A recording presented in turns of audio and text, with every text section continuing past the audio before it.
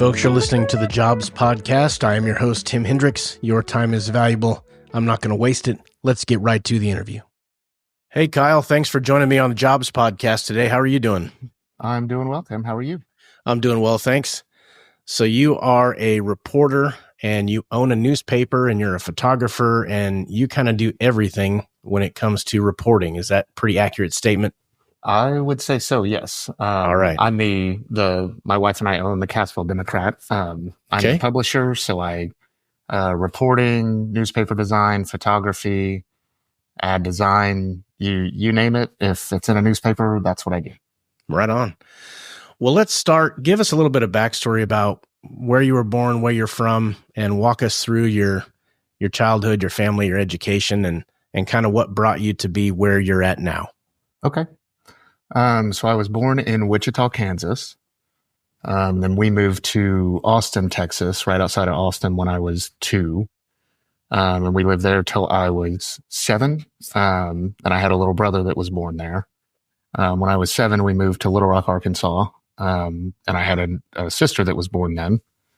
And I lived in Little Rock through high school, college, really.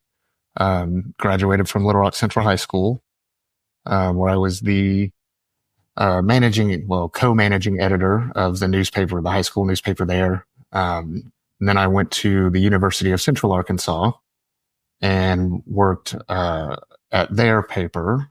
And my sophomore year, I actually transferred to Central Baptist College because I wanted to play college soccer. So I did 2 seasons of that and then finished my education at University of Arkansas at Little Rock with a journalism degree and entered the field from there. What was it? Did you have an inkling? Did you have a family member that was in the reporting job line or worked for a newspaper? Or what was it that kind of initially drew you towards that career? So really it was at Central. It was my sophomore year and somehow I came across the school newspaper. And I'd never seen it before. And I thought, wow, that's really interesting. And I think I want to be a part of that and, take pictures or write stories or whatever. Mm-hmm. So I reached out to the sponsor and expressed that interest. And going into junior year, I took the beginning journalism class, got on newspaper staff. And I was actually going to be a kicker for the football team. But then the sponsor offered me the sports editor spot, at the school paper. So I decided probably wasn't going to have time to do both. And the paper was more interesting. So I did that. And it really just developed from there. Did you gravitate towards the reporting side of things or the photography side of things, or was it the entire package that you wanted to present? Which one drew you more? Photography has always been my favorite. Okay. If I could be a pure photojournalist, I would absolutely do that. Right. The writing's fun and there are perks to it. I do enjoy it, but photos, I love taking photos, capturing moments, and especially sports. Did you have anybody in your family that was in this line of work in photography or anything, or were you all just kind of self-taught in the classes that you took? Like my dad had some cameras, but wouldn't really call him a photographer per se. Okay. Nobody else in the family really was. I mean, we took the newspaper, like every Sunday we would, I'd always flip through the sports pages and we had the TV guide in there. And I mean, I was familiar with newspapers. I found out later I was in college, about to graduate actually, I think, when I learned that my great grandmother, was a journalist. And I've got a scrapbook of like her writings and stuff from like the early 1900s. Huh. But I never really knew her or knew about that, until then, but it is kind of cool to look back on that and see. Right. Were you involved in the transition? I don't know your age, so I don't know if when you first got into it, the online edition of things or news being digital was just starting or if it was already pretty common. Like I'm 50 years old. And so when I was in college, all we had was a paper newspaper. And if you had an AOL email address, you were cutting edge, Right. So I'm 36. So I graduated high school 2006.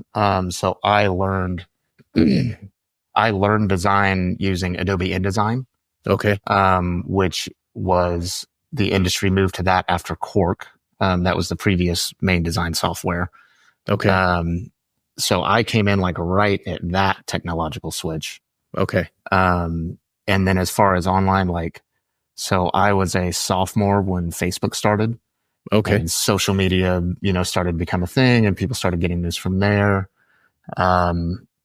Every paper I've ever worked at has had a website that I managed at one time or another, at kind of different levels. And I mean, it's changed a little bit over time. But really just in, best practices and how to reach people and kind of doing things that way. Do you gravitate, do you feel a pull towards holding a newspaper in your hands and flicking through the pages, or do you like the digital thing, or do you see they both kind of have their pros and cons? Or so the digital is cool because it's so sharp. I mean, a PDF, you're not going to lose any image quality from printing. The digital looks really good. But for me, like I mean, every Tuesday when I come to the office, the papers are delivered here, and then I come in and take our mail routes. I go drop them at the post office for Wednesday delivery. Okay.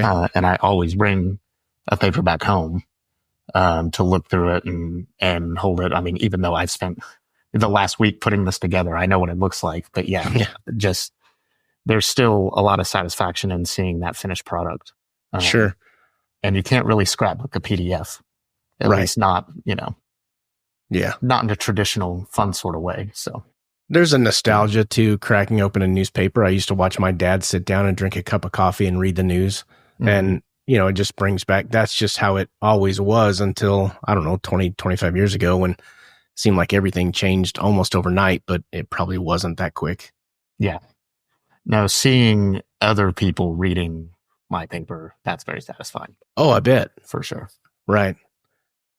Do you see, if someone is coming up in the reporting line of work, if they want to get into journalism in some form or another, do people typically, it seems like when you started, you kind of had to do everything. You had to do the reporting, you had to do the photography, you had to do the editing. Now it seems like you have people that are just photographers. Is that correct? You have people that more specialize or go down a niche, or do they still kind of have to be a jack of all trades? So it's really going the other direction. Oh, so when I really came on, like the first career-wise after I graduated, I started at the Arkansas Democrat Gazette in Little Rock. I was a news clerk. So I answered phones, sorted mail, and processed anywhere between 50 to 70 obituaries every day, like edited for AP Style. And, it was a lot of clerical stuff. right. And that, that I knew, and it was really just a foot in the door.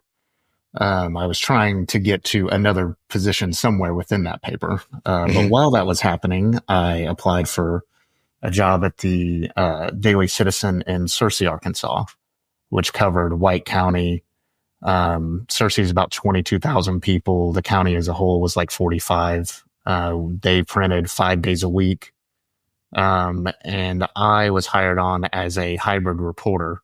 So I did 3 days of news reporting, 2 stories, 1 photo a day. And then 2 days of sports reporting, 2 stories, 1 photo a day. And as things kind of shifted within that newsroom, I ended up moving from that to sports editor. And then from there to lead news reporter. And then at certain points when we either lost staff or there were some changes, like I was the designer and the clerk, and eventually my boss left and me and another guy were interim co-editors. So at that paper, like that was a really valuable experience because I did get to do everything. Right. And that really set me up for where I am now. But as far as like specializing, really it's mostly, it's called backpack journalism now. So you used to have, an editor would assign a story, the writer would go out, do the interview, the photographer would also be there and take the pictures. Okay. If there was a video aspect, there would be a separate videographer that may do that. Now it's one journalist that goes and does everything. Is the backpack reference because you can fit a laptop and a camera and everything that you need? Okay. Exactly. That makes total sense. All the equipment. You carry it with you, and whatever you need, you got, and you get the whole story, all the images, everything all on your own. Especially for smaller papers. That's the way things have been going. And even bigger papers. I mean, like the Springfield News Leader, they have a one-person sports department now. Good grief. And they're a regional paper. So it's the industry as a whole has been losing staff over time. And we've seen that. I mean, even since I came to Cassville and Monette and where I was, as editor here of those two papers, like our staff has shrunk a little bit, and everybody just kind of takes on more duties, and we rework everything to make it work. You don't have a regular Monday through Friday 9 to 5. It seems like, I mean, the news happens 24/7, 365. So you probably, I know I've seen you at the football games, and just so you know, you're pretty popular with the kids at the school. They always say, "Oh yeah, that guy's cool," so. They're good friends to have. Yeah. But it seems like you would leave the office and then you've probably got another evening of work during football season, or if there's something going on in town that needs your attention. So you're kind of on call all the time. Just about. It's been different since we've purchased the paper, and now that I own it, I don't have a boss calling me saying, "Hey, this is going on. I need you to go out there." Like, I get to just kind of make the decisions on what I do and how I do it. But yes, the office is open 9 to 4. And then, at least 2 times a month, I have council or school board meetings. Football season every Friday night. I'm wherever the team is. Other sports, it's Tuesdays, Thursdays, Saturdays sometimes, events on Saturdays, photo ops. It's, you have to be really good at time management. Otherwise you'll be working 90 hours a week. Right. You probably look forward to, let's see, after the holidays and the football season is over, February, March, is that your downtime unless there's bad weather? Typically. January, February are usually kind of the slow ones, but we do so many special projects, and we have a couple magazines. Like we put out the Trout Times magazine, kind of focused on Roaring River State Park. Oh yeah, we put that out before opening day on March 1st. Okay. So those kinds of things sort of keep us going. Football's great. I've covered football for 12 years. Every week, game in, game out. And I love it, and it's a lot of fun. But by the end of the season, I'm ready for my Fridays back. Yeah, it sounds like you're putting as much work as the coach is. So, well, I don't know if I go that. I don't study film or anything, or they probably work a little bit harder than me in that aspect. But right, when you were talking about your early days in the newspaper business, and you started as a clerk and worked your way up, is that still when let's say someone graduates from college and they're immediately wanting to step into working for a newspaper? Do they typically start at the beginning and then everybody kind of has to pay their dues? Or do you see folks coming in that, with the way education is now, they're more turnkey, ready to just jump into reporting or photography or something along those lines? So I would say right now, like, the opportunities are so much slimmer than they used to be, because there's not strictly photojournalists. There's not strictly, crime reporter or features reporter or lifestyle reporter. Everybody has to be able to do some of everything. So that probably makes it challenging, for kids right out of college coming in. Like, my advice there would be, get a foot in the door doing whatever you can do. And then from that point, you gain experience and you gain contacts, and you can branch more into what you would like to do more specifically. Okay. The word you just mentioned a second ago, contacts, I would imagine that networking is a huge part of your job as far as getting correct information on a story, getting, breaking news, so to speak, or getting in first. That's probably where, if you cultivate relationships with people that aren't just superficial, but they know, okay, I'm going to go to Kyle because he's going to be fair and balanced, not to borrow from Fox News, but and he's going to tell the truth. He's going to be honest. He's going to portray it exactly how it is without sensationalization.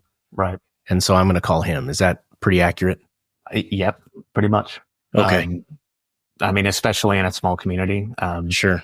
The more people you know, and you have to build trust with everybody. Kind of that. Mm-hmm.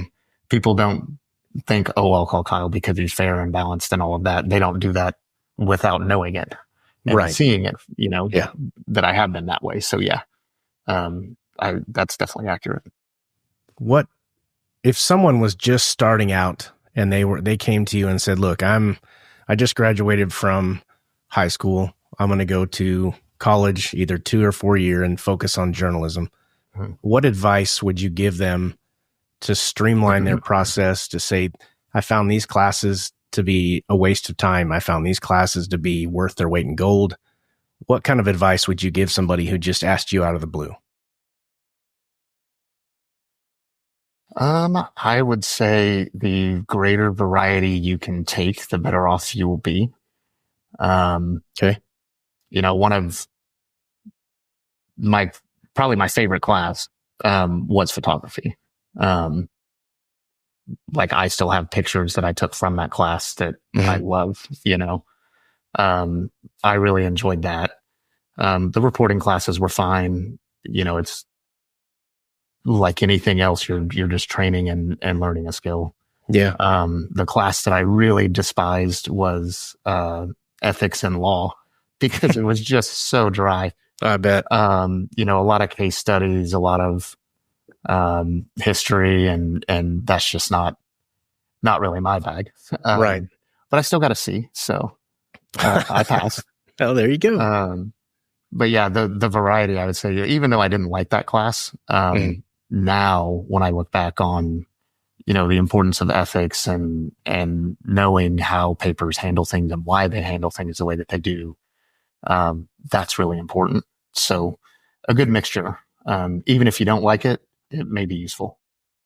Is there, I never really even thought of it, but it makes sense. There's a big legal component to reporting.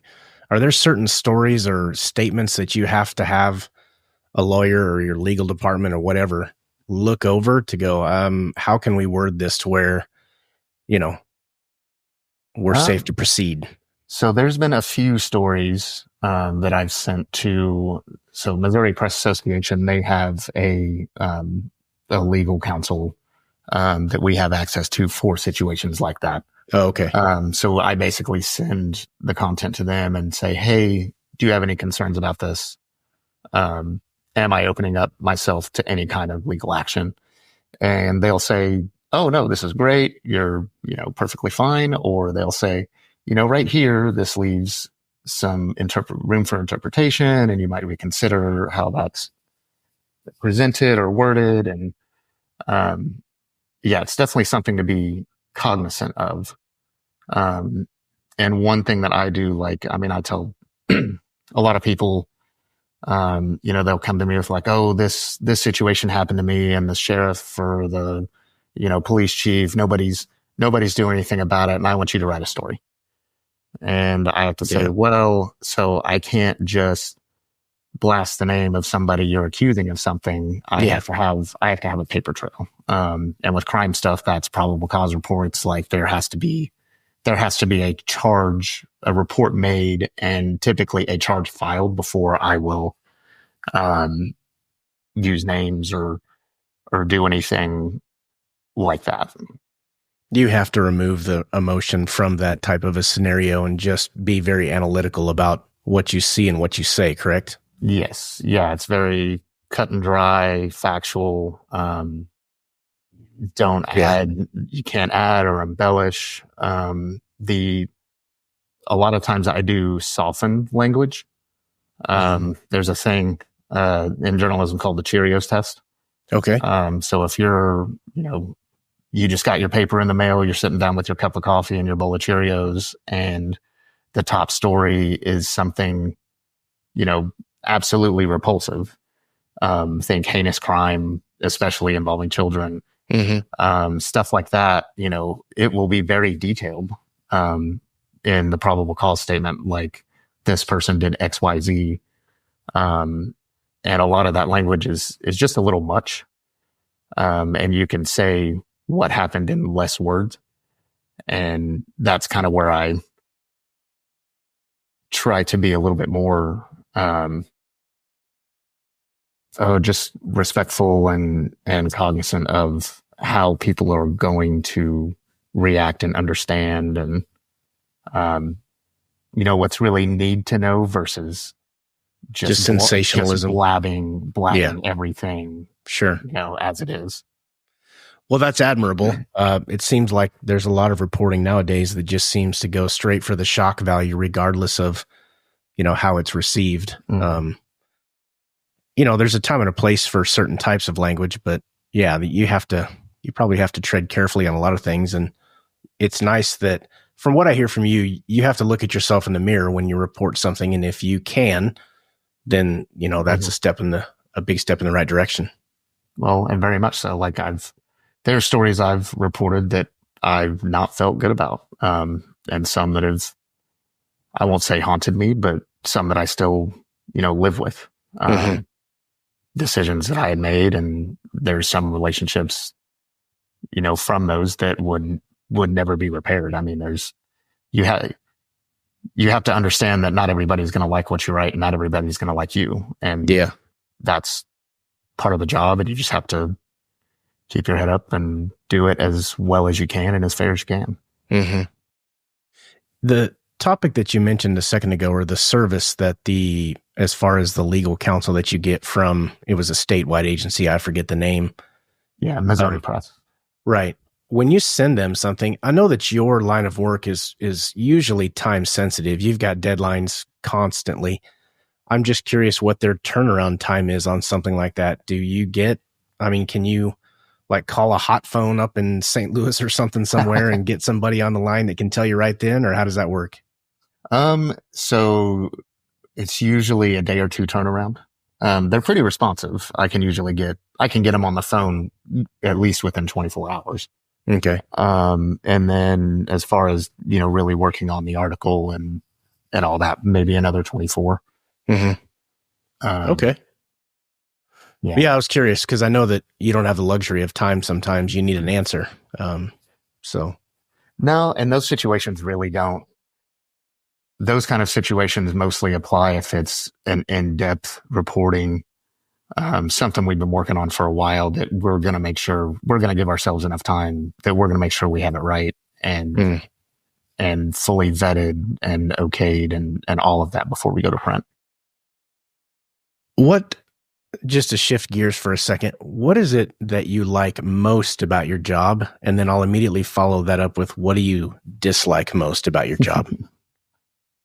So what I like most is really just getting to meet and talk to so many different people and learn their experiences. There was a day back in Searcy where we were, it was Veterans Day themed stories.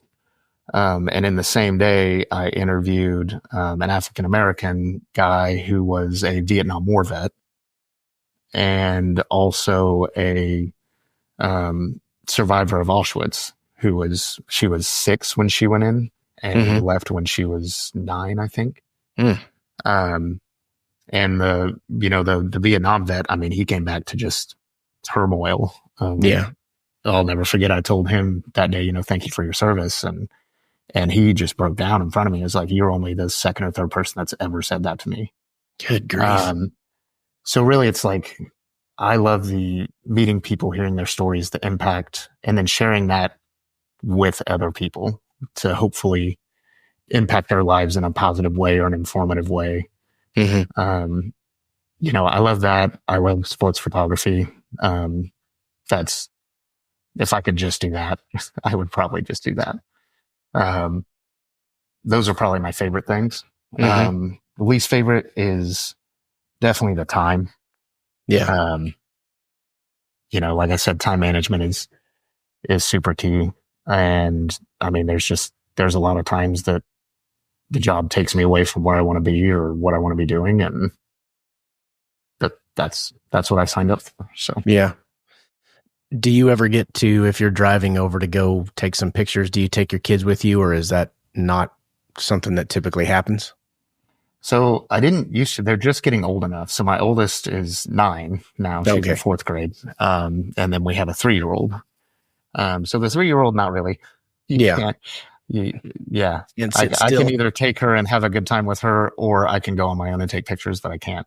Right. You can't really do both with that one. The 9-year-old, she's come with me to some football games, and we'll go to events together, and especially kind of kid-centric stuff. And she gets to kind of mill around and do the events, and I'll take my pictures, and then we'll, meet back up and do a few things together.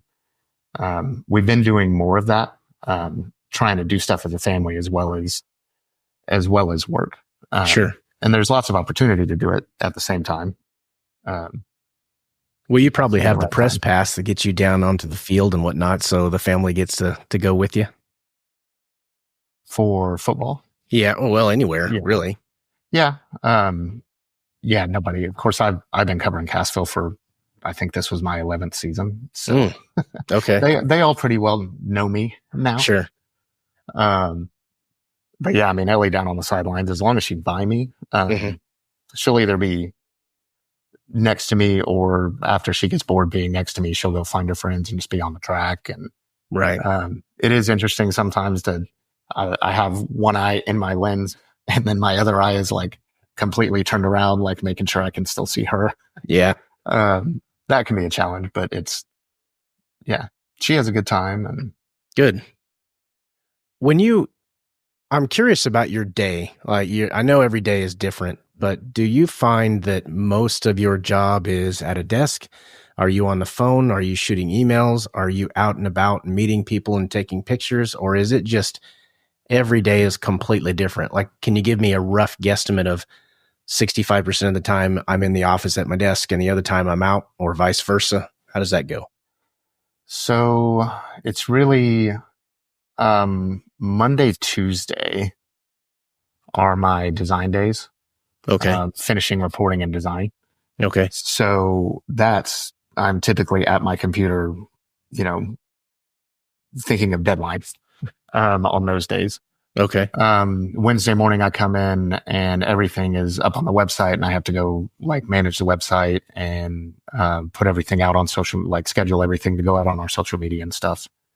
By Wednesday afternoon, and then Thursday, Friday,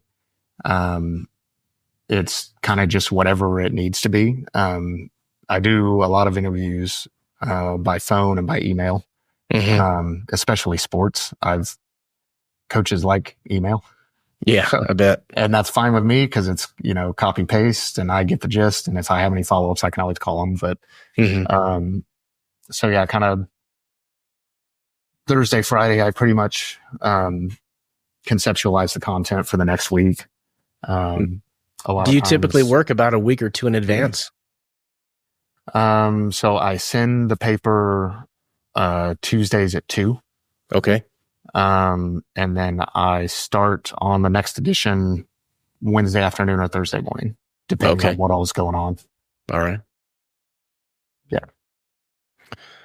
Have you ever considered, or have you ever ventured out into seeing if you could go to some Chiefs games or some Springfield Cardinal games, or just venture out into more sports stuff since you like that? Or do you even have the time? So before, when I first got here, my publisher then, at that time when I first moved to Cassville, so I left, let me back up. So at Cersei, my boss there that left came to Monette, and Monette and Cassville were sister papers. So he was publisher of both. Okay.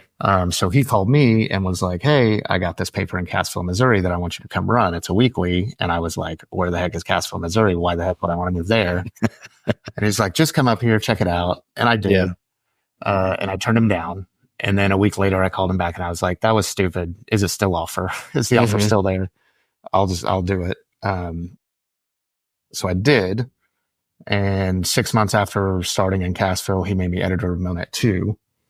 And then football season came around and he was a big Chiefs fan. So he's like, well, I'll just put in for press passes and see if we get anything. So I've been to probably 5 or 6 Chiefs games. We would typically get one field pass for photos and one press box pass. And because I was not the boss, I got the press box pass. Right. But one time we did get 2 field passes. We would always apply for 2 field and they would just give us one of each. But one time they did give us 2 field passes and that was so much fun. I bet. Being on the field of an NFL game. Oh yeah. And I got a great shot of like, it was the Chargers. And it was the last play of the game and they bombed one into the end zone and you see the Chargers guys like diving for the ball and the Chiefs defenders there batting it away. And yeah, like I was on TV in that moment, you know, taking the shot and stuff. So yeah, that's pretty cool. But we don't really, so like Cassville, the Democrat only covers, Central and Southern Berry County. So, not covering the Chiefs or the Cardinals or really anything outside of our coverage area. Yeah. They don't want to give us press passes because we're not giving them coverage. And I don't blame them for that. So, and also, you know, a Chiefs game, that's a whole day thing. So sure. With our schedule, one of the things that I like to do is keep Sundays open. Yeah. So yeah, if I were to want to go to a Chiefs game, if it's a noon game, which they hardly play at noon anymore, but if it's a noon game, I mean, we would get up at 7, meet up at 7, drive to the stadium, go to the game, you know, go get some barbecue after because you have to. And then, you know, we're home by like 10. Right. So it's a long day. It's a full day. Yeah. Worth it back then, probably not so much now. Right.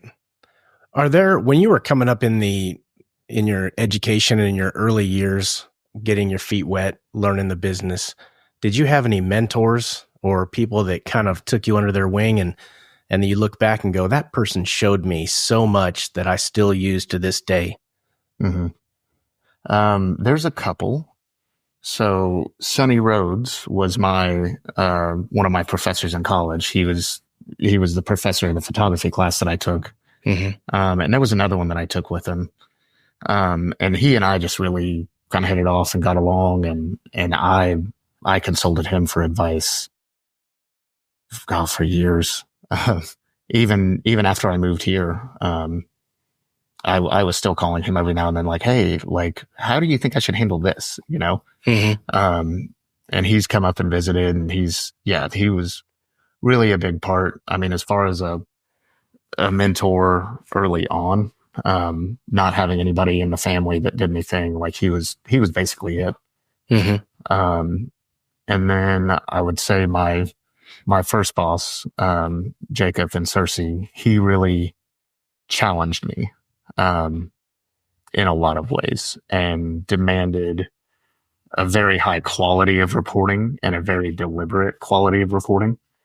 You know, I would turn in 2 stories to him and he'd take his red pen and, you know, either it's, wow, that was an incredible story. Great job, which happened maybe 1 of 10. And then the other 9 is like, I have this follow-up question. I have this follow-up question. Like, you are not making any sense here.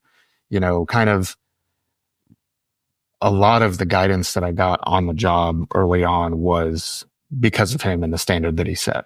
You know, and at that time we were winning the Arkansas Press Association Best Paper of the Year for our size. When we moved here, we started entering Missouri Press Association's contest and we won 6 gold cups in a row. Which, like, the best small weekly newspaper in the state. 6 times in a row we got that. So that's a big deal. That's where I go back to, like, the training and all of that experience in different positions, and seeing fully, like, what a newspaper should be. a lot of that in the moment probably came from Jacob. When he was pushing you on your articles, you said he pulled out his red pen. What was he trying to get you to, well, this may be too broad of a question, but was he just trying to get you to be more succinct in your writing, or was he just your explanations were not clear, they were too wordy? What do they typically try and do, or is it just depend on the person that's writing? So it was more like there needs to be more information. Like here's a question that you should ask that would expand the story and make it even better. I see. That's typically what it was. Okay. Yeah. There was a few times maybe that he was like, this needs a whole rewrite. Come at it from a different angle. Okay. And those were the hardest. But no, most of the time it's like, oh, well, if this is happening, then this should be going along with it. But you didn't ask about this. So go back and ask him, just making sure the story is fully fledged out. Mm-hmm. And I'll do a follow-up. Your photography instructor that you said you had contacted many times after you left school. It seems like photography would be rather straightforward, but you just point the camera towards what you want and then you just take pictures and you find the best one and then there you go. Mm. That's obviously a very uninformed statement. I know there's a lot more to that, but just a bit. Yeah. I've got an interview with a lady that owns a photography business next week, I hope. And we're going to dive into that more. But as far as news reporting and pictures, is there something like with sports, for example, do you always want to be down by the end zone so you're going to get the action shot? Or how do you typically approach a football game when you're a photographer? So football specifically, you always want to stay, you want to be facing your team. So like if your team's playing offense going to the north, you want to be at the north facing south. So you get them coming at you. Okay. That's a really big key. Okay. Kind of follow the play. If we get close to the end zone, I might go into the back of the end zone, and shoot from there just to mix it up a little bit. I mean, most of the shots are from the sidelines. Mm-hmm. Really with any sport or photography in general, whether it's whether news or sports, capturing action and capturing emotion are the two biggest things. Okay. So like if, the quarterback goes on a 50-yard run and front flips into the end zone, you want to catch him right in the peak of his front flip. Right. It's compelling and exciting and great action. Mm-hmm. And then, after that, when he's running to the sideline, takes his helmet off and is screaming, yeah, I did it, and high fives coach, that's your emotion shot. And you want to get at you. So it's really storytelling of the whole situation. Right. And trying to put people in it, The camera, when I was younger, everything was, if it was 35 millimeter with a zoom lens that, was the size of, a hubcap. I mean, the thing was gigantic. You couldn't do the rapid fire shots or you'd run out of film real quick. Now with digital, I mean, you can just push that button and just get a ton of shots that you have to choose from to find what you're looking for as far as the emotion or the action. Yeah. Yeah. The conveniences of technology. Sure. Which when I was in high school, we were still film, at that paper, and we had a dark room. Yeah. So I've got experience with it, but man, I love that we're digital now. It's I'm sure. Easier. I bet. Yeah. Those dark rooms, that's a process. Yep. Yeah, absolutely. No, I mean, a typical football game, like I'll shoot probably between 500 and 700 pictures. My goodness. Total. And then I'll pull out about 50 to 70. So 10%. Wow. That's a lot though. What if someone was, I keep going back to if folks are listening to you and they think, I want to get into journalism. I want to get into photography. Are there any types of soft skills, that you really need to have in order to set yourself apart from the competition in this line of work? All of them. It's very soft skill oriented. That was in your questions, and I actually Googled soft skills because I'm like, all right, which soft skills are probably most appropriate? But like, right. I mean, communication. Yes, you have to communicate to do interviews. You have to be a good listener, and you also have to be able to understand what's being communicated to you properly. Critical thinking, how you're putting a story together, what's your angle, your purpose, your impact. Adaptability is a huge one. Being able to do stuff on the fly. Like things change all the time and you have to be able to react and move on. Sure. Time management, problem solving, creative thinking, empathy. You got them all on here. I mean, yeah, it's really, listening to you talk about all of the different hats that you wear in your business. Time management seems like that's going to be way up there near the top, if not at the top. Yeah, it is. I mean, to have a life outside of work. Yes. Yeah. Yeah. What advice would you give someone in your line of work? We're all humans. We all make mistakes. We all fail from time to time as we progress. I'm sure you've made mistakes in your career just like I have. What advice would you give someone when they make a mistake other than don't make a mistake? Everybody's going to make mistakes. Sure. I've made my fair share. I've gotten better about it because I think, first of all, you have to be accountable.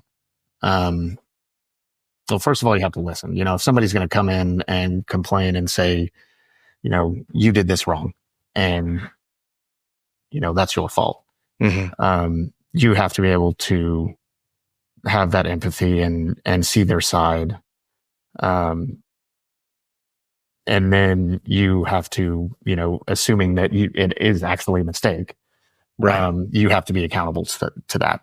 I could think one of the biggest ones that I ever made was in Monette. My reporter went out and took a picture at a car wreck where somebody had died.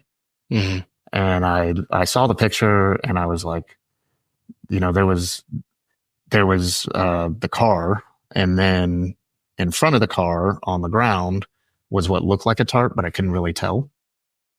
And I asked the reporter, like, hey, what is this on the ground here? And he's like, oh, I don't know. I didn't really get close enough. So I'm like, okay, well, it's probably no big deal. Run the picture. Well, that was the victim under the tarp. Wow. And their family was rightfully very upset about that. They had daughters in middle school and high school, and that picture was being, shared far and wide in a small community. So yeah, they were very upset. And they deserved to be. And they contacted me and we talked, and I'm like, look, it is my mistake. I didn't realize that's what that was. I would have never printed it had I known. Unfortunately, it's already out. The damage is done. All I can do is say, I'm sorry. I will learn from this and never do it again. And I've learned over time in those situations that accountability, and sometimes an apology or understanding really goes such a long way. I mean, that family is still very prominent around here. The daughters, it was a few weeks after that, the oldest daughter that was in high school, like, she came up to me during a football game. She came down from the student section and walked up to me on the track and was just like, hey, my mom and I talked, and I just want to tell you, like, thank you for seeing us and for, doing what you can to make this situation better. Yeah. And I was just like, I didn't even know what to say at that point. Right. Because that was incredible to me. And I think to get to that point, you really do have to be empathetic and understand people and understand that it's not, whatever you think is not the only thing. Right. Well, from what you're telling me and from what I know of you, I would think that your genuine apology came across. And that's not just lip service that you give people. We all make mistakes. if you own it and genuinely apologize for it, sometimes that's all you can offer, but sometimes that is enough. And it sounds like in that case, that was enough to at least move on. It wasn't that one. Yeah. I mean, there's other ones so there was a situation a couple of years ago where we had a coach. There was a kind of domestic incident at home. And that ended up in him losing his job as a coach at the school. And I reported it, from the PC and, what it was, a crime story as far as I knew it, cause I can't play favorites. And as much as I respected the coach at the time, like that it was news. So I reported it, and he and his wife came in and was like, "Hey, we understand you had to report that, but, the charges have been dropped and we want to tell our side." And because the charges were dropped and it's no longer a case, I was like, well, I can't really deny you that. It would be unfair. So they got a return story, and it's kind of that balancing act almost all the time. Doing what you need to do, but also, being there for other people when they need you. Yeah. No, that sounds like the right approach. It sounds balanced, and that's really all you can ask when you're just reporting what's going on. But if you weren't in your current career, was there something else that when you were younger, did you want to be a bull rider or, work on a shrimp boat, or, was there some other career that you thought you might want to do, but it just wasn't a good fit at the time and you never did? So I always wanted to play soccer. Okay. I started playing soccer when I was 3, started playing competitive when I was 12, 13. I also started refereeing at that time. So I've refereed at USU soccer regionals, which there's 5 regions, and the region that I refereed at, it's 12 states, 12 or 18 states. And it's like the state champions from each state squaring off against each other, like, leading up to a national champion kind of thing. Like I loved that. Always did, that competitive nature. And as a player, I was fair. I had my moments. I played in college, and we got 7th in the nation my first year. And that was it's the National Christian Collegiate Athletic Association. Okay. So it's smaller schools, all religious affiliated. But nonetheless, 7th, that's pretty good. That's pretty good. Yeah. So you don't know it, but you are talking to a state champ from the AYSO League when I was a young kid. Yeah. 1982 state champs in Kansas. There you go. The Golden Eagles. So yeah, that's one of the only trophies I ever got. So and it's about the size of a postage stamp, but whatever, I'll take it. So club ball, I won 2 state championships, and then senior year of high school, we were state runner up. Lost to an undefeated team, 1-0. Yeah. And it's funny, there was a moment where I had a free kick and almost scored, and the goalie stopped it. And that goalie ended up being my teammate later at Central Baptist. And we always had a good time about that. I'm sure. I would set the ball in that spot during warm-ups almost every day. And all right, Gio, see if you can stop it this time. But well, you've got some success in soccer, but and I'm going to ask you to do something most people don't like, but I'm going to ask you to brag on yourself for a minute. I have some people have shared some of the different. You've won a lot of awards for your reporting. I think 2017 was best reporter for the entire state of Missouri, if that's right. 2017 was I think it's a William E. James, I think is what it's called. It was Young Journalist of the Year. Oh, nice. So that's under journalists under 30. And they're nominated by their editors or whatever. And that year I saw that award and I was like, well, I think I could qualify for that, with everything that I'm doing. So I asked my boss, hey, would you nominate me for this? And he was like, well, you write it up and I'll just sign my name on it. So that's what we did. It was funny because I submitted for the weekly. And I guess, I don't know how many candidates they had or what the field was like, but they gave it to me for the daily, which was like, wow, like if there was reporters from the Star or the Post Dispatch or the News Leader, like, I beat those people out. Yeah. That was a huge one. That was a lot of fun. Award wise, we enter every year.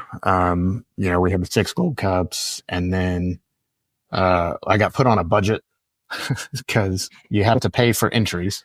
Oh, okay. So I got put on a budget, and that kind of lessened the amount that we won. Right. There was also some other shifts in subscription numbers, and a couple papers that were in the category above us came down to our category, which made it more difficult because even though their subscriptions, they were even with us, they were a lot more staffed, and had a lot more entries and and good stuff. I mean, it's not all about quantity. There has to be quality too. So sure. So yeah, for a few years we didn't. Like 2020, I think was my favorite year because we won our 6th for Cassville and then our 1st in Monette. So both of my papers won Gold Cups. Best small weekly and best small daily. There you go. And professionally, that was probably the proudest moment until this year. We didn't really enter a lot those following years. We won a few things, but we never really contended for the cup. And then when Jordan, my wife, and I, when we bought the paper last year, we put a lot of time and effort into it and making it better and good quality. And then this year I told her, like, I want that cup again. For our first year of ownership, like that would be awesome. So I did. I mean, I entered everything that I thought that I should enter, but it was less than I had entered before in, 2016, 2017. It was about half of the entries that we used to put in. But a lot of them won, and we ended up beating the runner up by basically one award. It's first, second, third are given, and you get a certain number of points for each placement, and then all the points are added up, and then the paper with the most points gets the Gold Cup. Oh, okay. And we were basically one first place to their second place. Like that was the difference. Wow. So that was, and the paper that we beat is one of those papers that they'd won it a couple years. They were one of the ones that came down from the category above us. And it's an excellent paper. Like their publisher and I are good friends. We bounce ideas off each other. There's an organization called the International Society of Weekly Newspaper Editors. Okay. Which is based in Joplin, but it's an international, there's over, I think 150 or 200, editors of papers. And we have a conference every year. And at that conference, we do this kind of roundtable discussion thing where everybody brings their papers, and it's called editorial critiques. And we all look at each other's papers and say, oh, this is great, but this needs some work. And what are you doing here? And, so Ken and I, we were in the same group this year. And it's really funny because we run our papers very similarly. And the content is really almost mirrors. I mean, content design, we're pretty neck and neck. So it's a lot of fun to kind of have that little bit of competitiveness with him, and yeah, so this year come out on top.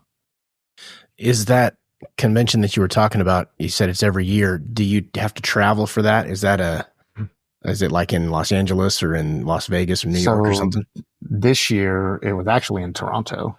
Oh, okay. So it changes locations. Yeah. Yeah. Okay. Next year it's going to be in South Dakota.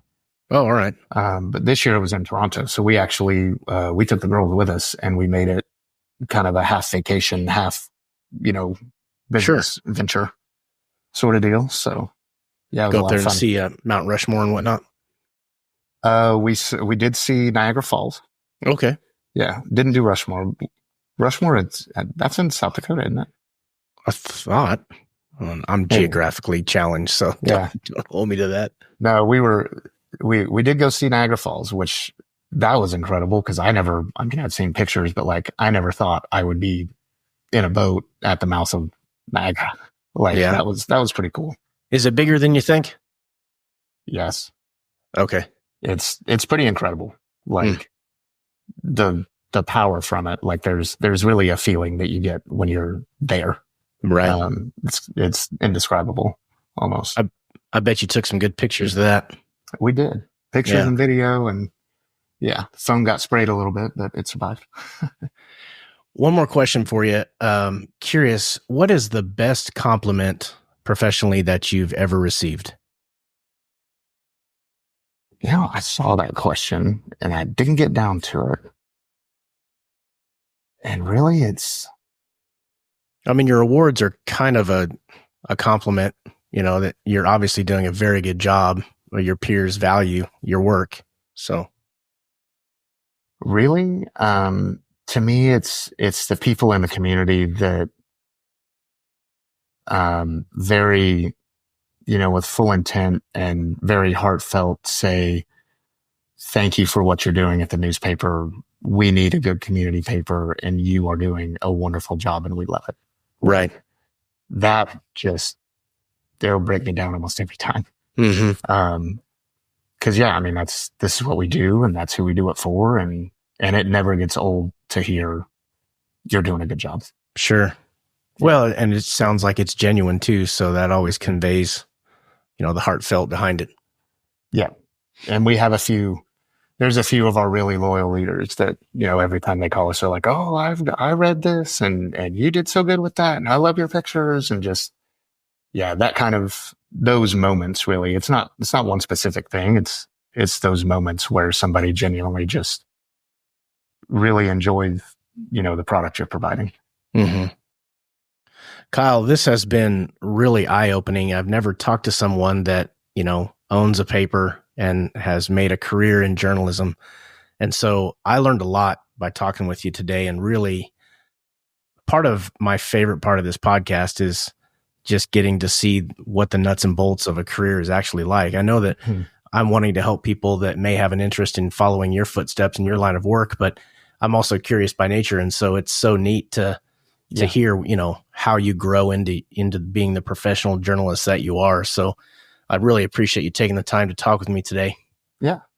One thing I always say is, the cool thing about being a journalism major and going into this field is you don't specialize. You get to talk to so many different people, astronauts, musicians, authors, just the whole gamut of people. And you get to learn just a little bit about everything. Yeah. And gathering that knowledge and then using it to inform people or, even inform yourself and, help anybody in some sort of way. Like that's really what it's about to me. You ever thought about starting a podcast, Kyle? A time or two. Yeah. Time is you're straight. Yeah. There's only so much time management you can do when you've run out of time. So, yep.